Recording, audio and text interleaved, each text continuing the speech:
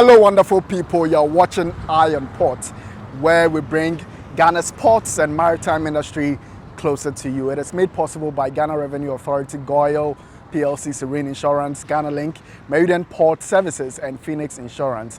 This program is powered by Ghana Ports and Harbours Authority. Our media partner is the Business and Financial Times. Folks, this week's edition of Eye on Ports brings you a lot of information. Let's begin with our conversation with Dr. Harry Barnes Daban, who is the Executive Coordinator of the Ports Environmental Network Africa, where he presented a compelling framework on how Ghana can integrate marine governance, innovation, and productivity to create a truly 24-hour blue Ghana. This is an excerpt of that discussion with him. Take a listen. What are the immediate interventions that we can implement in trying to drive this blue economy and 24-hour economy? The immediate intervention that I can come up with is to establish a national 24 Blue Coordination Secretariat. What's that about? Tell me. So, this is a secretariat that will synchronize. If you take the Port Authority, for example, it has already taken the lead in doing 24/7. Sure. So it has started. Other sectors would also be looking at what they have to do, but it cannot be allowed to sit in silos. It has to be connected and integrated into one. So the national, this coordination secretariat, which I call the National 24 Blue or N24B Coordination Secretariat, would be able to bring about institutional clarity and become the foundation for coordinating all the activities that come within the blue sector and to be managed in a 24-hour approach. Okay. But then also, so if you take, like I already said, Tema and Takoradi ports have already started the 24-hour operations. But hey, they need to move on. For example, they could start green port pilots, in which they will begin to start looking at low emissions in the port area by using existing solar facilities which they have in place, but also expand it because they would want to reduce the carbon footprint, but also undertake energy audits from now to begin to see where they can cut off and what they can change. And then also I look at shore power trials. Okay, what vessels come to the port and then they still have to put the engines are still on, and then they'll be emitting. Okay. So if we can begin to try to see, to do cold ironing, that is, have onshore power, so that when the vessels come to the port, they switch off their engines, but then they connect to power in the port, and then it also cuts down on emissions. So in all these things, it will be reducing emissions. But then also one thing that I find interesting that I think would also be done is to initiate a kind of green lane in the port. So the ships calling the port that satisfy environmental conditions, for example, gain priority in receiving services. And then the port begins to be labeled as an environmentally friendly port. And from that, you get ships also to turn around quickly. That's quite interesting. But one recurring challenge that you highlighted is the weak institutional alignment between the ministries and agencies, right? Yeah. What kind of reforms do you profile or suggest that we can implement to overcome this? Yes. Institutional alignment is one thing that is very important. I mean, once institutions get fragmented, they become an obstacle to effective management of blue economy issues. So as I indicated already, because mostly the ministries and their agencies operate in their own silos, each one operates in ways that they want to protect their turf according to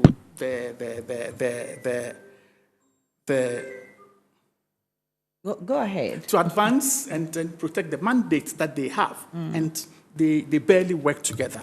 Yeah. And that's why the National 24 Blue Economy, the National 24 Blue Coordination Framework would be able to coordinate the planning and the budgeting and implementation of all these sectors in one way.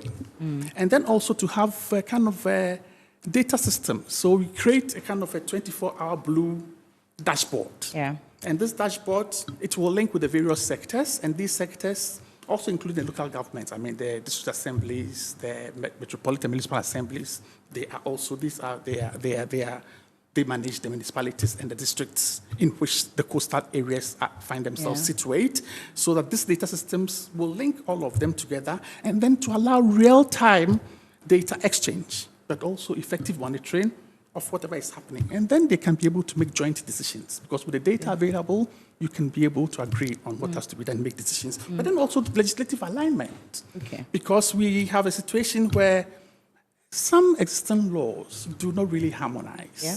So we will have to look at how these sectorial laws and mandates are, and then be able to get them to align and become coherent. And especially in Ghana, I think we even have some that overlap. Exactly. So probably we may have to look at it, adjust, and streamline some of them. Yes. And then I also look at one thing that I call capacity and culture change. Okay. I remember I used to work with the Port Authority, and I remember when I worked there, we had those kind of staff exchange with ports. So I, for example, had an attachment to the Port of Gambia. Okay.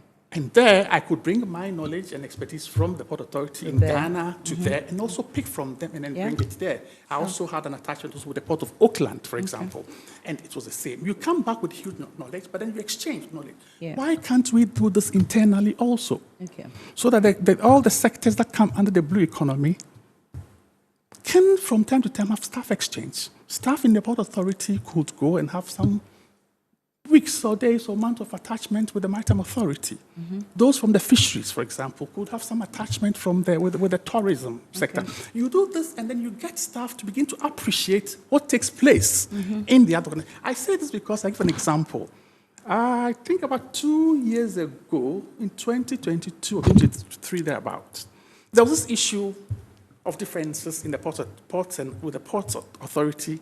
It was between the Port Authority, the Maritime Authority, and Customs. Okay. And it was all about the handling of ship waste, so port reception facilities under the MARPOL Convention. Yeah.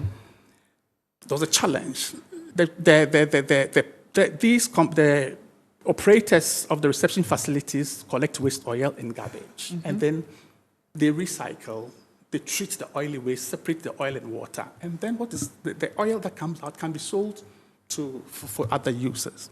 But customs, according to their law, had to tax everything that passed through the port.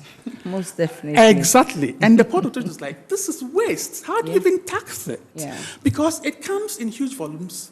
Maybe you can get 30,000 tons of an amount. But it could contain water up to 29,000 tons, for example. So what is the basis for the taxing? For the tax. But hey, Customs was looking at the law. So what we did, my organization and the Port Authority, so we created a kind of stakeholder engagement, brought all these organizations together, including the Petroleum Authority and all the agencies, the police and all together. And then we started talking about the issues. You should be there. Yeah. Everybody was protecting their turf. But that's how it starts. You get all these differences, but by the time you finish joining, some kind of understanding begins to. An adjustment. Exactly. And then when we finished, we said, okay, now we've had this discussion. We are not yet there.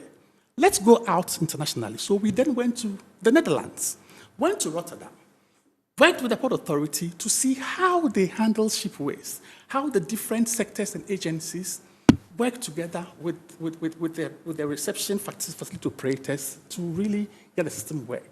And trust me, Aisha, by the time we finished the 5-day program, there was so much understanding that Customs, the very organization that insisted on tax, rather even came out with a solution for the reception facility operators, what they should do. Wow. They said, in fact, even the law, these are companies that are providing environmental service. And so if they imported equipment into this country, they were entitled to rebate. Okay. They didn't know. Yeah. And SEPs never pushed it because they didn't understand what it was all about. But when the knowledge came and they understood, they read, okay, we have been doing it wrong all this while. Now it's we this know. way. So can we get these operators to get together, form an association with one voice, and they begin to demand what it is? They are not going to ask for anything special. The law allows them to be entitled to it. Yeah. But because they negotiated. Yeah. Between the GMA and the Port Authority also, whatever difference they had, we had the modality to work harmoniously together. And so that's why I really look at this capacity, and I call it capacity and culture change. It's quite important. We need to get this also internally. If we need to get this blue economy to move on, also within a 24-hour sector, then what is one of the things that we can do to really break down the institutional challenge? Yeah, you spoke about port infrastructure, and definitely the port of Tema is a port of call. And of course, if we're talking about 24-hour economy, definitely the port again is a port of call, because we've already started the operation. But if you look at the recent port expansion, for instance, it's one of the things that we can leverage, okay, to support a more diversified and sustainable blue economy. But how do we do this? Thank you, Aisha. That's quite interesting. It's true. The port has infrastructure enormous, but the infrastructure currently is only looking at how do I put this? A cargo hub. So it's basically what ports are traditionally used to do. Sure. And that's it. So that's what. But this infrastructure could begin to be used in ways that go beyond cargo handling. Okay. It could turn the port could then use it to become a kind of multi-sector blue economy hub. Okay. That would host diversified blue economy clusters, including logistics, which already they are working with. Because some of this is already even existing. They have the ship repair yard, so the dry dock is already part of the Port Authority. Fish landing, the fishing ports are there. They are under the Port Authority. And then how these are processed, they could create a hub that puts all these things together, and then in a kind of value chain, they get involved in this, and then get them together, begin to use your facilities to trade this, and then they will move away from not only the cargo handling thing, but also be able to become a kind of a multi-sector blue economy hub. But also, they will have to look at accommodating blue innovation hubs, for example. You have the facility already, the infrastructure already, everything is there. So connect with institutions to start research. Open up to startups that want to come up with innovative technologies as to how things connected to the blue economy in the ocean can be done in a much better way using technology. The tech companies, they could also look at digital maritime technologies. And then, of course, doing this together with the universities and research centers to do it in real time. I also look at it, and in this way, the infrastructure the port has could then really be turned into a kind of a living innovation laboratory. Yeah. Because you test these ideas, you test these knowledge, you test these technologies, and then they can be scaled up. And that kind of thing to be done. And then I think these are a few that I can immediately think of. So viewers, remember what you just watched was the abridged version, and you can check out the full conversation on our YouTube at Iron Port. Now let us hear a couple of comments you shared with us during the live discussion after we'll go on break and then return with more news. Stay tuned. Irene from Adenta says, I really love how educational this program is. Great topic, great discussion. Keep it up. Kwame from Tema says, Dr. Barnes is speaking very well on this topic and giving us so much interesting details about the blue economy. Hoping to hear more on this subject matter. Lydia from Sekendi says, we hear talk of a Blue Economy Commission being set up. What exactly would it do differently from the existing ministries? We don't want to see this commission to become another bureaucratic layer. No, it shouldn't do that. And that's why we emphasize on being a strategic institution, but central, not to become a bureaucratic layer, but to make sure that crises are bridged and then work together. Good energy brings you quality choices with Goil Super XP. Available in many Goil stations nationwide. It is fortified with special additives that help your engine perform better and use less fuel. Branch into a GOIL station today and energize your ride with GOIL Super XP, compatible with most vehicles. GOIL Super XP will feel ya, huh? Will be feel. GOIL, good energy. Yeah, yeah. Electricity, then pay your taxes. Yeah. Our taxes, our future. Because you see, without our taxes, we wouldn't have good roads, good schools, better hospitals, street lights, and other very important social amenities. When we pay our taxes, we give our children free and quality education. Talga, my money too small. Why should I pay my tax? Look, small. Salifo, it doesn't matter how small or big your business or income is, you still have to pay your taxes. The little taxes from each and every one of us, when put together, could give your community clean water or that deprived school with tables and chairs. Please pay your taxes. It is your responsibility. It is your civic duty. It is the law. Welcome to today's edition of Serene Insurance Business News. We present to you Serena. You're right.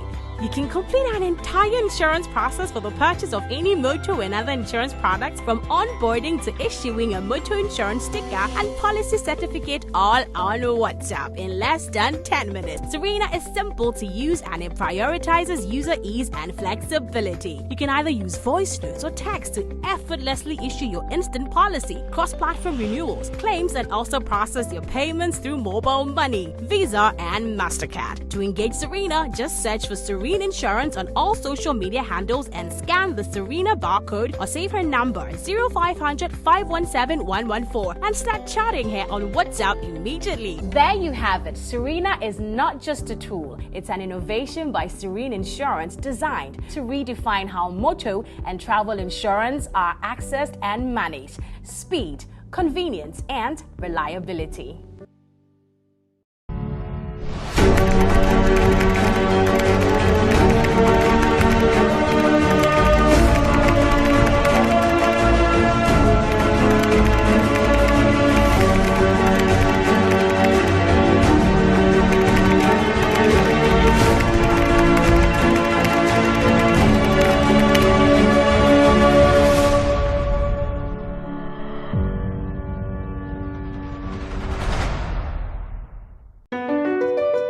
MPS Terminal 3 is Africa's new state-of-the-art container terminal at Tema Port.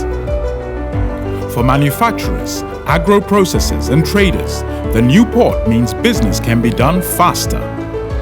This infrastructure boost will improve Ghana's port handling capacity, connect more trading routes, and oil the engine of growth for the economy, creating greater opportunities across all sectors as Africa's markets merge and become the largest trading bloc globally. MPS, we connect, you thrive. At Phoenix Insurance, we make the unpredictable predictable and the uncertain certain with our range of products, including motor insurance, fire insurance, engineering insurance, marine insurance, accident insurances, and all types of bonds. We have you covered. We also support you with risk management advice to enable you stay focused on your business. Take a policy with Phoenix Insurance today. We help you rise from adversity stronger and more secure. Contact us on 0302 246319 or 0302 246644 or any of our branches, agencies, and brokers spread across the nation. You can as well connect with us on our WhatsApp chatbot. Efiba is waiting to assist you. Make the future predictable with Phoenix Insurance. Phoenix Insurance, a delightful service experience delivered with wisdom. Welcome to the GPHA port of Takoradi, Ghana's first commercial port. The Ghana Ports and Harbours Authority-GPHA has in its quest to position the ports of Ghana as the leading trade and logistics hub of West Africa, embarked on a massive expansion drive at its Takoradi port, the first commercial port of the country. This has resulted in a radical transformation of the initial 7-berth low-drafted port, which was constructed in 1928, to an ultra-modern port fitted with deep-drafted container, multi-purpose dry bulk, and liquid bulk facilities. The 16-meter deep dry bulk terminal is the deepest in the sub-region, with a total quay length of 800 meters. It is fitted with a combined 3-kilometer length conveyor system, which comes with a 2,500 metric tons per hour ship loading capacity, which has greatly improved ship turnaround time at the port. The Marshall Liquid Bulk Terminal is a fully automated liquid bulk facility dredged to -14 chart datum and equipped with automated firefighting system. The facility is fitted with 5 loading arms for gasoline, diesel, LPG, bitumen, and heavy fuel. On the container side, Takoradi Port's 16-meter deep yield port and ATSL container terminal with a quay length of 600 is expected to receive container vessels in the 3rd quarter of the year.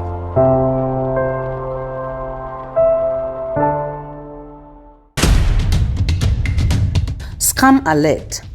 It has come to the attention of the Ghana Ports and Harbours Authority that certain unscrupulous individuals are fraudulently using the name of the authority to deceive and defraud members of the public. These individuals have circulated a post on social media falsely claiming that GPHA is currently conducting a recruitment exercise and urging the public to engage with them. We wish to state emphatically that GPHA is not conducting any recruitment exercise at this time, and the authority has not authorized any individuals or entities to advertise or facilitate such activities on its behalf. We urge the general public to disregard these fraudulent messages and to verify any official communication directly through our authorized channels. GPHA remains committed to transparency and will always communicate legitimate opportunities through its official website and recognized media platforms.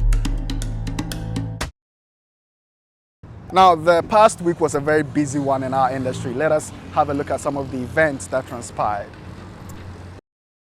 The Ghana Transport and Logistics Fair 2025 has concluded at the Ghana World Trade Center in Accra, highlighting renewed efforts toward innovation, connectivity, and investment in Ghana's transport and logistics sector. The 3-day event, held from the 22nd to the 24th of October 2025, under the theme Resetting the Transport Sector for Innovation, Connectivity and Investment, brought together key stakeholders across the transport and logistics chain, from road, rail, and aviation to the maritime and port sectors. Hosted by the Ministry of Transport and organized by Digital Eye, the fair served as a platform for both public and private sector players to network, exchange ideas, and showcase projects and innovations shaping Ghana's mobility landscape. Delivering the keynote address, President John Dramani Mahama reaffirmed government's commitment to strengthening transport connectivity and logistics infrastructure. He underscored that modernizing Ghana's ports and enhancing linkages to the hinterlands remain critical to trade facilitation and regional competitiveness. We're also working with the Ghana Railway Development Authority to develop the various segments of the railway master plan. Already the Tema Akosombo line is in place. What is left is to build the port on the Volta Lake, and then to procure the barges that will move the containers and the goods from Akosombo to Bipe in the north, so that our northern landlocked Sahelian neighbors don't have to drive all the way to Tema to pick their items. They'll come to Bipe and pick them and continue. The Minister for Transport, Honorable Joseph Bukari Nikpe, noted that the fair marked a significant step in Ghana's transition toward a technology-driven and sustainable transport system. In the maritime transport, the rehabilitation of the Tema Harbour breakwater is ongoing to ensure vessel safety and operational efficiency. Additionally, the Ghana Shippers Authority is working to reduce port business costs through effective regulation of shipping services. Ladies and gentlemen, efforts are also underway to develop coastal water transportation to complement the existing road transport systems, with feasibility studies set to begin soon. Chairperson of the event, His Royal Majesty Togbe Afede the 14th, Agbogbomefia of Asogli, praised the ministry and its partners for fostering collaboration among policymakers, investors, and innovators. He stressed that a well-integrated transport and logistics framework is essential to unlocking Ghana's industrial and economic potential. Africa Continental Free Trade Area. That protocol has been signed by almost all our countries, the continent, is suffering from the lack of effective transportation, road, sea, air, rail links between our countries. That is why this initiative, our maiden transport and logistics fair, is quite an exciting one. Also addressing the gathering, Director General of the Ghana Ports and Harbours Authority, Brigadier General Paul Seydou Tanya Kulono, outlined the authority's ongoing efforts to enhance efficiency and customer experience across Ghana's ports. We are proud to be among the first agencies to institutionalize the 24-hour economy policy, ensuring that our ports remain efficient, continuous, and globally competitive. Our modernization agenda, from automation and digitalization to port expansion, is creating faster turnaround time, lower cost, and a better business environment.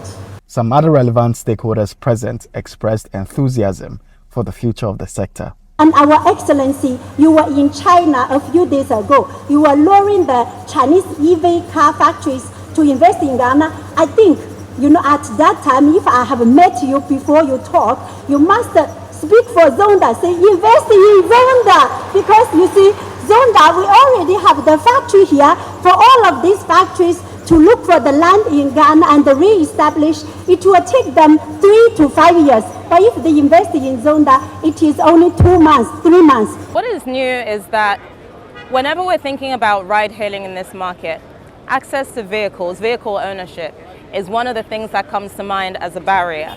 The good thing is, with electric vehicles, we are able to bring down the price and the cost of ownership, because of course you're not going to be fueling these cars with gas. They're not ICE vehicles. So for anyone who's interested, who is potentially concerned about any barriers to entry, that might be the expense of the vehicle or the expense of running the vehicle, we can say that now that the infrastructure, the charging infrastructure, is becoming more and more widespread in the country, we are able to offer a lower ownership, sort of total ownership cost of vehicles. The Ghana Transport and Logistics Fair 2025 ended with a call for stronger partnerships between government, industry, and investors to accelerate Ghana's transport renaissance and position the country as a regional hub for trade and logistics.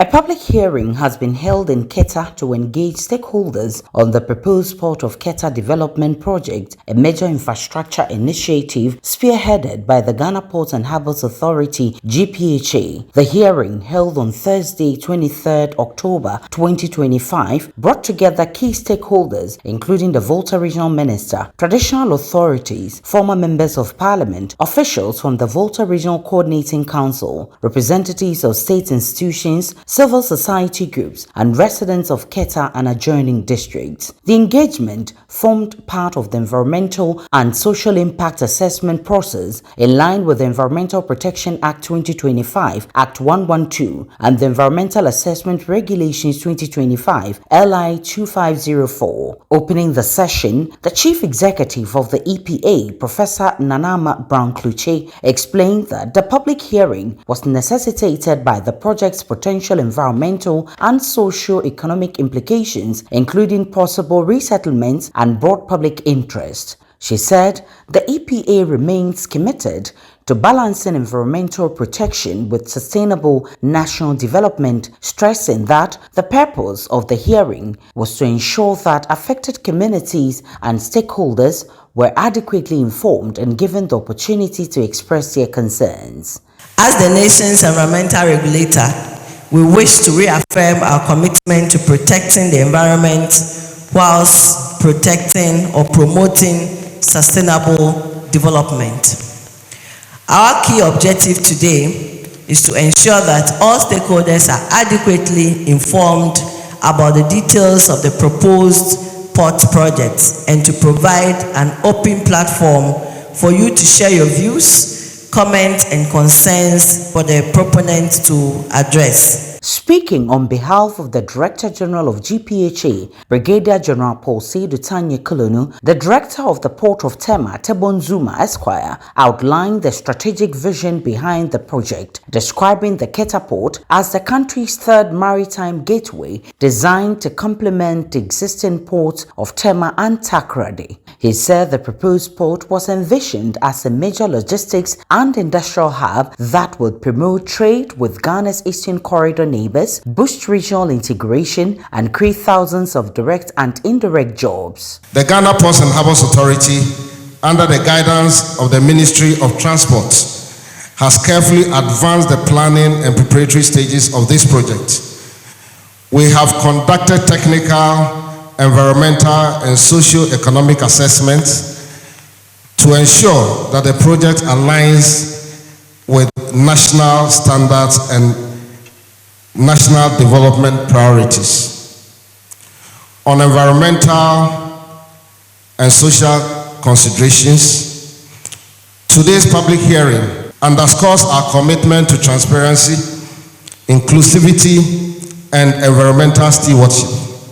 The board chairman of GPHA, Johnson Asiedun Ketia, described the proposed Keta port as a transformational project that aligns with government's vision of building a resilient transport and logistics sector. He said the facility, when completed, would open new trade corridors to stimulate industrial activity in the Volta region and enhance Ghana's competitiveness as a maritime gateway in West Africa. The government of Ghana, under the leadership of His Excellency the President, remains firmly committed to building a resilient transport and logistics sector that can anchor our economic competitiveness. The Keta port forms an integral part of this commitment, envisioned as the eastern port of Ghana, strategically complementing the operations of the Tema port and the Takoradi port. The Volta Regional Minister, Honorable James Gunu, reassured residents that all concerns raised during the consultative process will be duly considered and addressed to ensure that the project benefits the people and protects their livelihoods.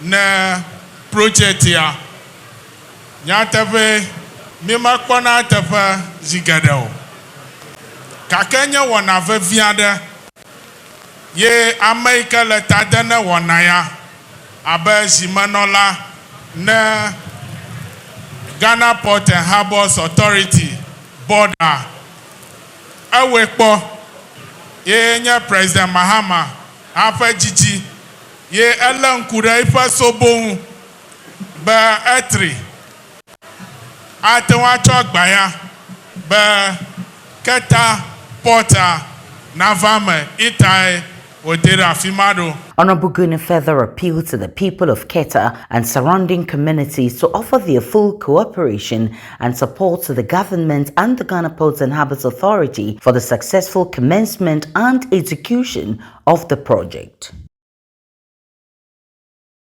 As part of efforts to implement its core objectives, Ocean Centers Ghana has convened a multi-stakeholder workshop focused on addressing the challenges confronting Ghana's fisheries sector and charting a path toward improved safety and sustainability. The session, hosted by the UN Global Compact Network Ghana, brought together representatives from the Fisheries Commission, Ghana Maritime Authority, industrial trawler operators, canoe fishermen, seafarer unions, and Ghana Navy, among others.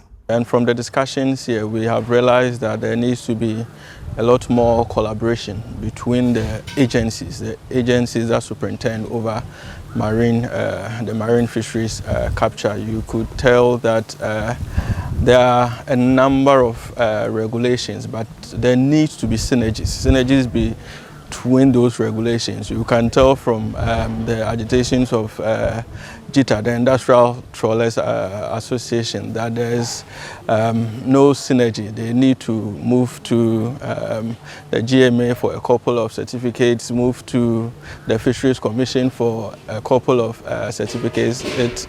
All these things do not make businesses smooth. And from the side of the canoes, you heard them saying that up to now there is not even a safety code for the construction of vessels or canoes. For us at the UN Global Compact, we believe we cannot have a sustainable solution to the challenges that are within the fishery sector without effectively engaging all relevant stakeholders. And today's conversation, that was one of the main issues that came up, where the representative of the fisher community felt they've been left out in most of the conversations and even the policies that we draft. Panel discussions during the event explored strategies to reduce accidents at sea, ensure fair working conditions, and promote environmental stewardship in Ghana's fishing industry. So, for me, where we stand with issues as an industry is not good at all. So that is what our focus should be as a country. Otherwise, we'll be pushed out of business. And looking at the oil and gas, we cannot still be felling timber for canoes. It is unsustainable. It is not eco-friendly. Now, canoe is over 300,000 cedis for what? The base camp is a regional information sharing platform where we share intelligence information. For example, you should find all the 6 member states, they share intelligence so that we know what is going on within our region. So if we can improve on the technological tools so that we can help improve on the safety within the region. I think there should be a bank dedicated to the fishing sector that will understand what fishing is. Participants agree that achieving lasting sustainability in the fishery sector requires collaboration, compliance, and capacity building, with Ocean Centers Ghana serving as a unifying platform to drive that agenda. Let us now also turn our attention to the global stage and hear what is happening there. Mediterranean shipping company is reportedly planning to reflag several container ships under the Indian flag to align with India's evolving maritime regulations and growth strategy. The move will support India's goal of building a strong domestic shipping and shipbuilding industry while reducing reliance on foreign carriers. Discussions with MSC are ongoing, with an announcement expected soon by CEO Sorin Toft. CMA CGM has already reflagged multiple ships to India and signed a deal to build 6 LNG dual-fuel container ships at Cochin Shipyard.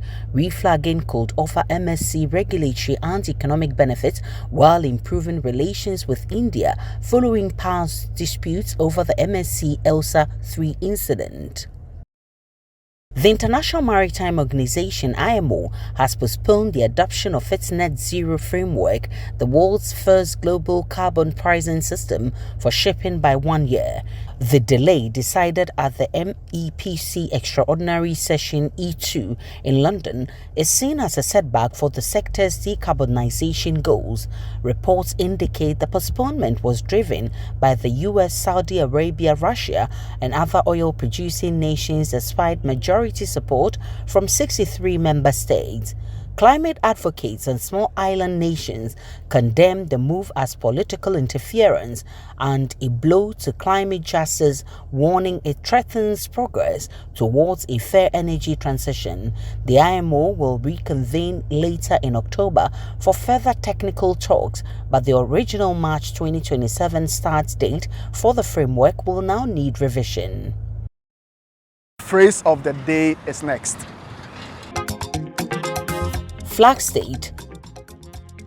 In maritime terms, a flag state is a country under whose laws a ship is registered and whose flag the ship flies.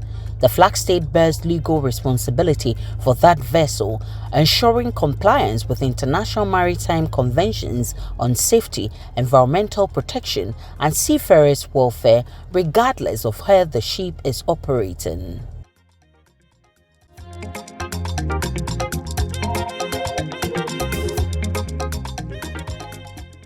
It's now time for your health and safety tip of the week. Voltage detectors.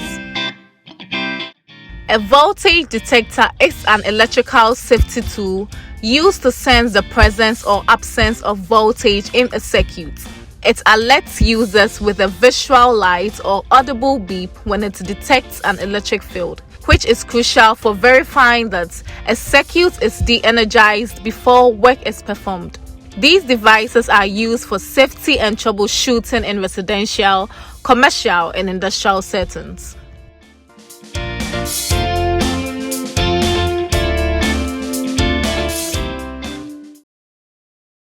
Let us now take a look at the schedule of vessels that have berth in the ports of Tema, Takoradi, at the anchorages of both ports, as well as those expected in the coming weeks, plus the Bank of Ghana exchange rates, which you may need to know to clear your cargo with.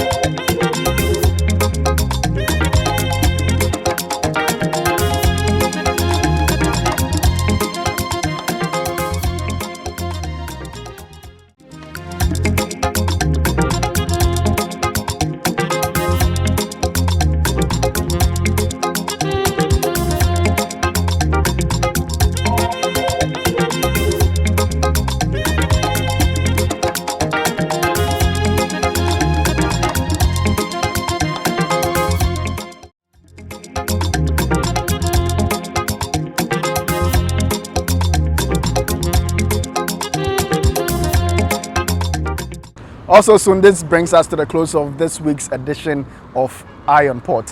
We hope, as usual, you've been informed and educated. Remember, all Eye on Port content can be found on our YouTube channel, Eye on Port. Subscribe, like, share our videos. Thank you for watching.